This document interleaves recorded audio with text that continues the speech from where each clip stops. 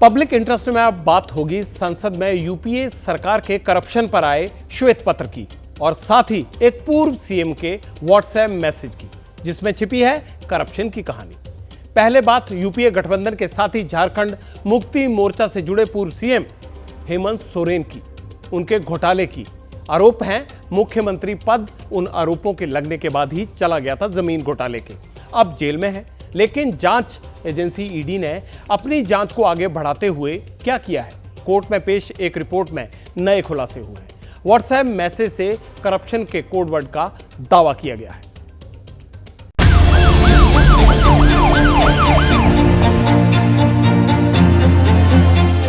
झारखंड के पूर्व मुख्यमंत्री हेमंत सोरेन को रिमांड पर लेकर जमीन घोटाले के सबूत इकट्ठा कर रही ईडी को कुछ ऐसा हाथ लग गया जिससे हेमंत सोरेन की मुश्किलें बढ़ने वाली है। एनफोर्समेंट डायरेक्टरेट ने जमीन घोटाले में जो सबूत पेश किए हैं, उनमें उस आर्किटेक्ट के व्हाट्सएप मैसेज शामिल हैं जो इस घोटाले में पहले से गिरफ्तार है। हेमंत सोरेन और रांची के आर्किटेक्ट विनोद सिंह के बीच अफसरों के ट्रांसफर पोस्टिंग को लेकर बातचीत होती थी। ईडी ने व्हाट्सएप मैसेज के जरिए कोर्ट को यह बताने की कोशिश की, बकायदा इन मैसेजेस का एक हिस्सा अदालत को दिया भी गया।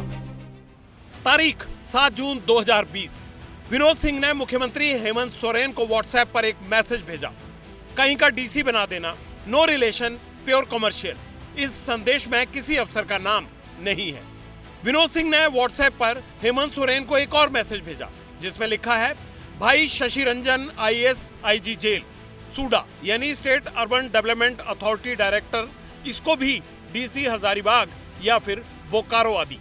7 जून 2020 को विनोद सिंह ने हेमंत सोरेन को भेजे तीसरे व्हाट्सएप मैसेज में लिखा, भाई अभी तक जितना भी रिकमेंडेशन किया है किसी से 1 रुपया भी नहीं लिया है, काम होने के बाद फॉर श्योर जैसा आदेश होगा आपका, लेकिन आग्रह है कृपया कुछ केस कंसिडर कर लेना, आई विश हम भी छोटा सा सिस्टम का पार्ट होते।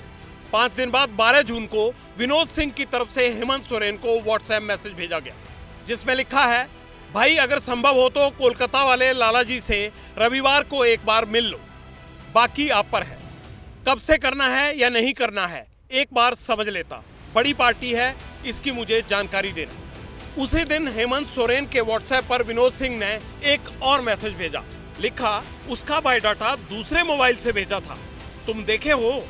12 जून को हेमंत को विनोद का एक और मैसेज जाता है, भाई 2 करोड़ हर महीने। विनोद सिंह ने 26 जून को हेमंत सोरेन को 2 व्हाट्सएप मैसेज किए। पहले मैसेज में विनोद ने हेमंत सोरेन को झारखंड के एक IAS अफसर का नाम भेजा था, रविराज शर्मा, मौजूदा तैनाती उप सचिव झारखंड कर्मचारी चयन आयोग, पहली पसंद सेक्रेटरी RTA हजारीबाग, दूसरी पसंद AMC रांची म्यूनिसिपल कॉर्पोरेशन। 26 जून 2020 को विनोद सिंह एक और मैसेज भेजता है हेमंत सोरेन को, मोहम्मद हैदर अली, ज्वाइंट सेक्रेटरी गुमला ग्रामीण विकास एजेंसी लातेहार जिला विकास समिति में तबादला चाहिए। ईडी का दावा है कि विनोद सिंह और हेमंत सोरेन के बीच व्हाट्सएप पर हुई बातचीत के 1-2 नहीं बल्कि 539 पन्नों के डिजिटल सबूत हैं। उनमें झारखंड के अफसरों के नाम, उनकी तैनाती से लेकर मनचाहे विभाग में तबादले तक की पूरी डिटेल्स हैं। जैसे विनोद सिंह के व्हाट्सएप से मिली प्रिंट आउट की ये तस्वीरें जिनमें 2 अफसरों के नाम लिखे हैं, नरेंद्र प्रसाद सिंह, जिला जेल चास बोकारो में तैनात जेल सुपरिंटेंडेंट, जिनको होटवार सेंट्रल जेल में ट्रांसफर चाहिए था। चाईबासा जिला जेल के सुपरिंटेंडेंट जितेंद्र कुमार को हजारीबाग सेंट्रल जेल में तबादला करवाना था। दोनों नामों के नीचे पेंसिल से लिखा हुआ है 0.75 करोड़ रुपए। अब सवाल है कि क्या आर्किटेक्ट विनोद सिंह के इशारे पर झारखंड में अफसरों की ट्रांसफर और पोस्टिंग में लेन देन का खुला खेल चल रहा था? इन सवालों पर रांची से लेकर दिल्ली तक झारखंड मुक्ति मोर्चा मौन है। 5 फरवरी को हेमंत सोरेन ईडी की हिरासत में विधानसभा के अंदर चंपई सरकार के फ्लोर टेस्ट में शामिल हुए थे। उस दिन हेमंत ने झारखंड विधानसभा में क्या कहा था? उन्होंने कहा था, मेरे खिलाफ आरोप साबित हुए तो मैं राजनीति और झारखंड दोनों छोड़ दूंगा। राजनीति में कई लोग पहले भी ऐसे दावे कर चुके हैं। फिलहाल मुसीबत हेमंत सोरेन का पीछा नहीं छोड़ रही है। 29 जनवरी को अपने दिल्ली वाले घर पर हेमंत सोरेन जो BMW कार छोड़कर रांची चले गए थे, उस कार के तार झारखंड के कांग्रेस के राज्यसभा सांसद धीरज साहू से जुड़ गए हैं, जिनके ठिकाने से इनकम टैक्स डिपार्टमेंट ने नोटों की गड्डियों से भरी अलमारियां और बक्से बरामद किए थे। याद है ना उनका आपको? छापेमारी में धीरज साहू के घर पर 350 करोड़ से ज्यादा का कैश मिला था। हेमंत सोरेन से दिल्ली वाले बंगले में HR 26EM 2836 यही नंबर वाली BMW कार धीरज साहू की कंपनी के नाम पर रजिस्टर्ड पाई गई है। उस कार से ईडी ने 29 जनवरी को 36 लाख रुपए भी बरामद किए थे। हेमंत सोरेन के घर पर सांसद धीरज साहू की गाड़ी पहुंची कैसे और गाड़ी में लाखों आए कहां से, बरामद कैसे हुए, किसके थे वो? इन सवालों के जवाब जानने के लिए ईडी ने शनिवार को सांसद धीरज साहू को भी तलब कर लिया। खैर, भ्रष्टाचार के आरोपों से सोरेन परिवार और उनकी पार्टी दोनों का नाता बहुत पुराना है। आपको याद होगा, नहीं तो मैं समझा देता हूं। 30 साल पहले हेमंत के पिता शिबू सोरेन पर भ्रष्टाचार के आरोप लगे थे। उनकी पार्टी JMM यानी झारखंड मुक्ति मोर्चा के 4 सांसदों ने नरसिम्हा राव सरकार को बचाने के लिए 50-50 लाख रुपए रिश्वत में लिए थे। जांच के दायरे में खुद शिबू सोरेन भी थे। तब शिबू सोरेन कांग्रेस के साथ थे।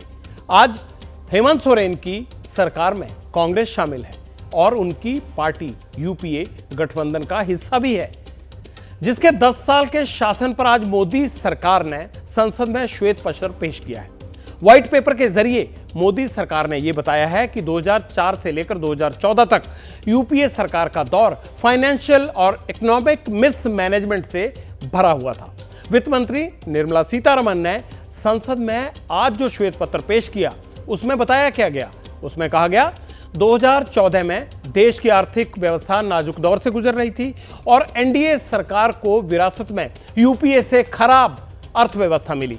2004 से 2014 तक भारत से दुनिया का भरोसा उठने लगा था, जबकि 2004 में वाजपेयी सरकार ने UPA के लिए मजबूत इकोनॉमी छोड़ी।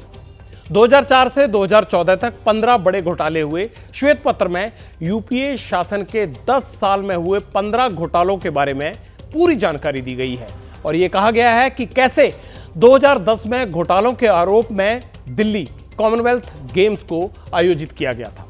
UPA शासन में 2G घोटाला हुआ, लेकिन मोदी सरकार में देश को 5G स्पीड इंटरनेट सर्विस दे रहा है। व्हाइट पेपर में यह भी कहा गया है कि UPA सरकार में अर्थव्यवस्था को रफ्तार नहीं दी गई। उस दौर में भारत विदेशी मुद्रा के संकट से जूझ रहा था और अपनी गलत नीतियों से UPA ने देश की आर्थिक नीतियों को कमजोर कर दिया। ये सब चीजें श्वेत पत्र में शामिल की गई हैं। संसद में मोदी सरकार ने जो श्वेत पत्र पेश किया, उसका निचोड़ UPA सरकार के दौर में हुए भ्रष्टाचार है। करप्शन का जिक्र आए बिना राजनीति की पूरी बात हो ही नहीं सकती। ऐसा नहीं है कि हर नेता भ्रष्ट होता है, लेकिन आज मुझे आपको एक दिलचस्प तस्वीर दिखानी है जो अपने आप में राजनीति की कहानी बयां करने वाली है। यह मध्य प्रदेश के विधायक कमलेश डोडियार हैं। रतलाम जिले की सैलाना सीट से चुनाव जीता था। रतलाम से मोटरसाइकिल चलाकर भोपाल में विधानसभा पहुंचे थे। कमलेश्वर डोडियार सुर्खियों में आ गए थे। कहते भाई विधायक है एक जो मोटरसाइकिल पर आता है।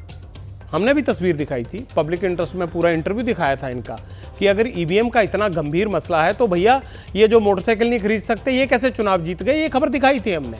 लेकिन आज क्यों जिक्र कर रहे हैं हम कमलेश्वर डोडियार का? क्योंकि मोटरसाइकिल छोड़कर एक महंगी MUV खरीद ली है उन्होंने। इनोवा गाड़ी कहते हैं खरीद ली है, जिस पर विधायक वाली नेम प्लेट भी लग चुकी है। हालांकि जब कमलेश्वर विधायक बने थे, चर्चा होने लगी थी कि ऐसे भी जनप्रतिनिधि हैं जो समर्थकों से चंदा जुटाकर और ऑटो रिक्शा से प्रचार करके चुनाव जीत सकता है। वैसे कमलेश्वर डोडियार ने अपनी गाड़ी खरीदने के लिए लोन ले रखा है, कर्ज लिया है उन्होंने। जैसे ही घड़ी का काटा दोपहर 2:30 पे आए, बबीता जी का दिल सास बहू साजिश के लिए मचल जाए। और ये है इनकी बहू, पूरे दिन ऑफिस की टेंशन हो जाए गॉन जब ये करें अपना फेवरेट शो फ्री टाइम पे ऑन। इनकी तरह आप भी देखिए अपना फेवरेट शो अपने टाइम पर और डाउनलोड कीजिए एबीपी लाइव ऐप अपने स्मार्ट टीवी पर।